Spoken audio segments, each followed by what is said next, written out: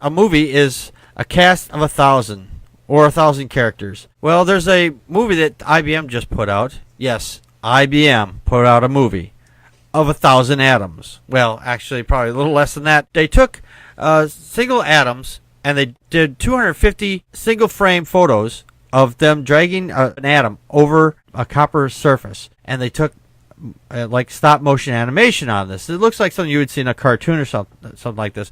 What's really interesting about this fact is that this was done with a tunneling microscope. It was invented by IBM 3 decades ago. The tool allows the scientists to visualize a single atom. Now, what's really interesting is the fact is that this machine because this is the fact that it can see an atom. Most people say we can't see anything below what we can actually see in our and touch, but we can actually see and move around atoms. The really interesting part about this is that they didn't do this just for shits and giggles. They did this to prove that they can manipulate stuff at the atomic level. So if they can move atoms around, who knows what kind of technologies are going to come out of this.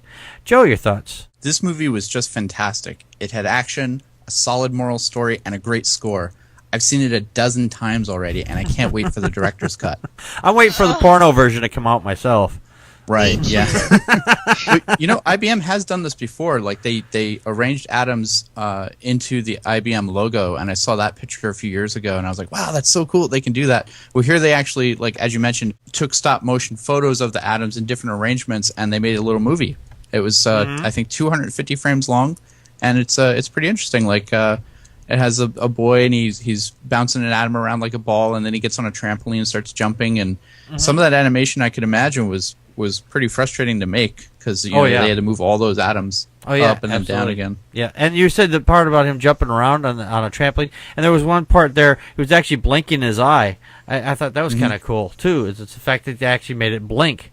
I wonder if they cut an atom in half or they just removed the atom, took it out, to make it look like, and put it back in between the frames to make it look like he had been blinking. That was really kind of cool. Medusa, your thoughts? Bang zoom. That's what I said when I don't understand one iota of what's being said. When I read this article, the only thing I could think of was that movie with Dennis Quaid when he was in a little spaceship and they put him in a body. I can see this being used most likely in a medical setting where they need to get into a body, into a particular organ, and see it on a molecular level. So I can see how this technology could actually, down the road, save lives. Oh, yeah. And I think that's what's most exciting for me, because I used to work in medicine.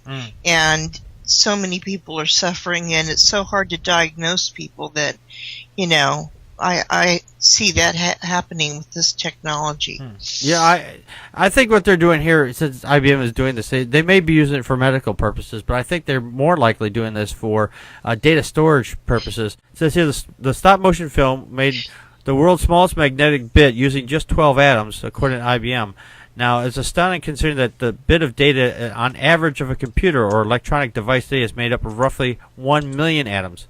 A chip the size of a fingernail, using the researchers' 12 atom bits, would be able to store all the movies ever made, which I think is really kind of cool, considering the fact is that we are, as consumers, we are not only watching more movies and TV and making more consumables, but I should say we're also making more content. YouTube alone has got all kinds of content on there, so we need more places to store all this information. So if we can store this down at the atom level, there could be, who knows what we can do with it from that point. Better movies at the hospital. Well, I don't know. Yeah, well, probably. Well, if we get better, we don't need better movies at the hospital. We need better food on the airlines. But we need better food at the hospital too. Well, yeah, there too. Yes.